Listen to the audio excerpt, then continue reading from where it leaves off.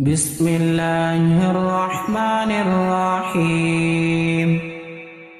تبارك الذي بيده الملك وهو على كل شيء قدير الذي خلق الموت والحياة ليبلوكم أيكم أحسن عملا وهو العزيز الغفور الذي خلق 7 سماوات طباقا ما ترى في خلق الرحمن من تفاوت فارجع البصر هل ترى من فطور ثم ارجع البصر كرتين ينقلب إليك البصر خاسئا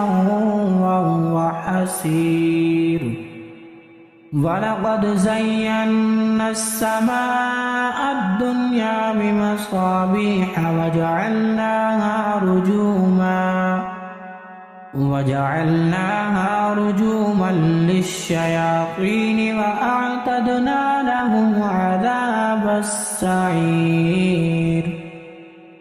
وللذين كفروا بربهم عذاب جهنم وبئس المصير إذا ألقوا فيها سمعوا لها شهيقا وهي تفور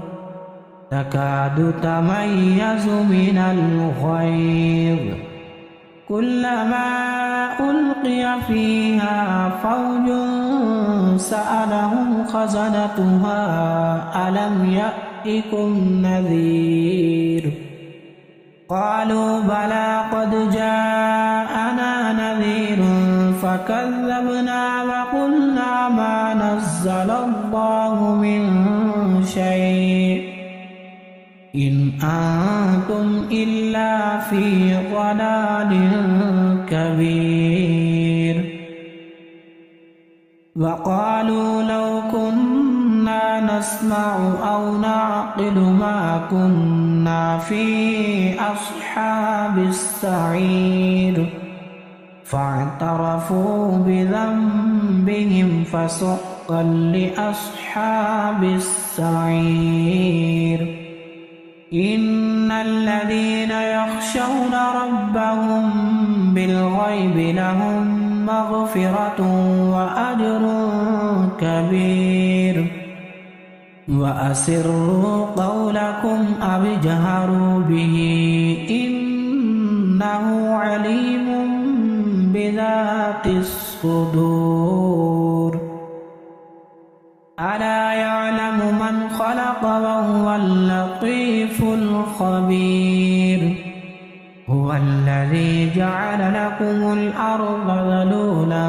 فامشوا في مناكبها وكلوا من رزقه وإليه النشور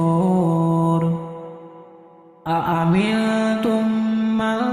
في السماء أن يخسف بكم الأرض فإذا هي تمور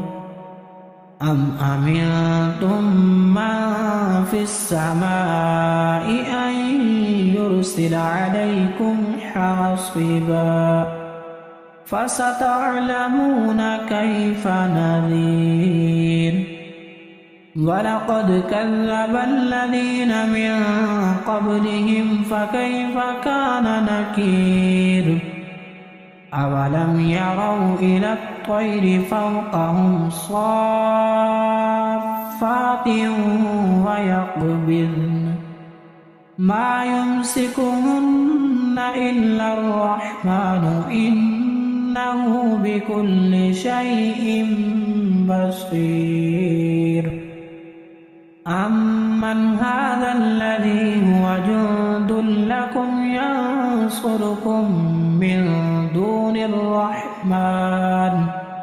إن الكافرون إلا في غرور أمن هذا الذي يرزقكم إن أمسك رزقه بل لجوا في عتو ونفور أفمن يمشي مكبا على وجهه أهدى أمن يمشي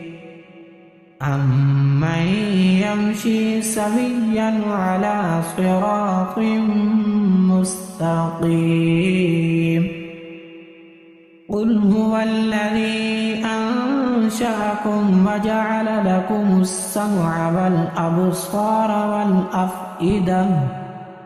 قليلا ما تشكرون قل هو الذي ذرأكم في الأرض وإليه تحشرون ويقولون متى هذا الوعد إن كنتم صادقين قل إنما العلم عند الله وإنما أنا نذير مبين فلما رأوه زلفة سيئت وجوه الذين كفروا وقيل هذا الذي كنتم به تدعون قل أرأيتم إن أهلكني الله ومن معي أو رحمنا فمن يجير الكافرين من عذاب أليم قل هو الرحمن آمنا به وعليه توكلنا فستعلمون من هو في ضلال مبين قل أرأيتم إن أصبح ماؤكم غورا فمن يأتيكم بماء